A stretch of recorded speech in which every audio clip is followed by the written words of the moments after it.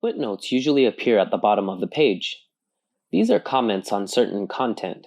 When editing text, we often need to use footnotes to supplement the specific text. So how can we insert a footnote to the document? Step 1. Place the mouse cursor where you want to insert the footnote. Click the References tab, then click Settings, and finally click Footnote and Endnote. Step 2. Set the location according to our needs in the Footnote and Endnote dialog box. As for this video, we will take the bottom of the page as an example. We can also select the number format we like in the number format.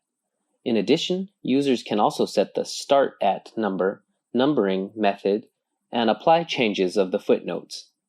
Step 3. Click the Insert button.